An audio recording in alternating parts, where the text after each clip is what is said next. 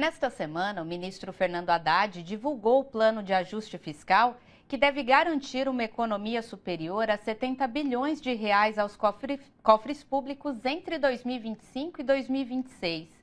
No entanto, o mercado, como na imensa maioria das vezes, indevidamente fez uma grita. O governo também confirmou a isenção do imposto de renda para trabalhadores que ganham até R$ 5.000 mensais e que será compensada por maior taxação das pessoas mais ricas, entre outras medidas. Para conversar sobre esse tema, vamos falar com Adriana Marcolino, diretora técnica do DIEESE. Adriana, esse anúncio faz parte da promessa de campanha do presidente Lula de alterar a faixa de isenção do imposto de renda. Qual a importância desse aceno do governo para a classe trabalhadora e também para a classe média? Boa noite. Boa noite, Daiana. Boa noite também a todas as pessoas que assistem o seu jornal. É muito relevante essa medida de atualização da tabela de imposto de renda, né? Para vocês terem uma ideia, a partir do governo Fernando Henrique, lá na década de 90, a tabela do imposto de renda deixou de ser atualizada anualmente, no mínimo pela inflação. O que significa que, então, ela foi cada vez mais cobrando imposto de renda de pessoas com menores salários. Ao longo desse período todo, acumulou uma defasagem de 148%. Com a isenção até 5 mil, o presidente Lula zera essa defasagem completamente. Ou seja, ele de novo garante que a tabela de imposto de renda não seja um instrumento que cobre mais impostos de quem tem uma renda menor, deixando os mais ricos de fora, né? Então, ele faz com isso uma ação de justiça tributária. Certo. E o governo também se comprometeu a manter os reajustes do salário mínimo sempre acima da inflação. Porém, serão feitos dentro de um limite, acompanhando as regras definidas pelo arcabouço fiscal, como foi dito pelo ministro Fernando Haddad. Isso pode prejudicar a tendência de valorização do mínimo que foi retomada pelo governo Lula?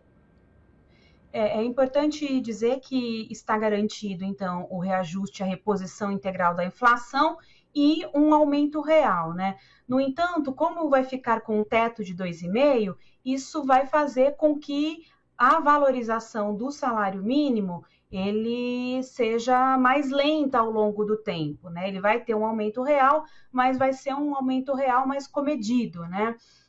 Então, isso, de certa forma, impacta, sim, a valorização do salário mínimo, né? Mas ainda assim mantém um reajuste e um aumento real. Tem uma outra questão que tem sido muito discutida também essa semana, é o posicionamento do mercado, né? Então, por que o mercado, diga-se Faria Lima, especuladores em geral, tem reagido tão mal a esse anúncio? E mais, o que explica essa falta de intervenção do Banco Central, comandado por Campos Neto, deixando o câmbio flutuar num claro ataque especulativo? Pois é, né? O mercado vinha pressionando há muitas semanas, né, para que o governo divulgasse aí um pacote com medidas bastante austeras, né, em relação às políticas sociais, à saúde, educação, desconstitucionalizasse os pisos mínimos da saúde e educação. Enfim, eles vinham aí, todo dia na mídia a gente via as sugestões de medidas, né?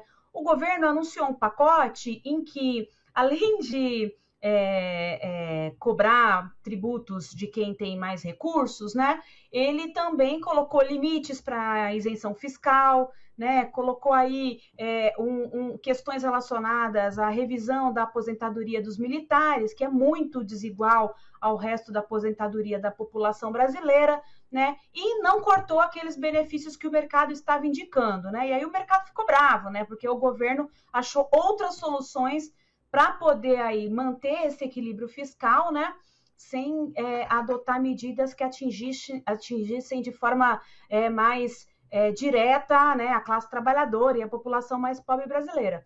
E aí o mercado tem algumas ferramentas de chantagem, né, e uma delas é justamente ataques especulativos à moeda.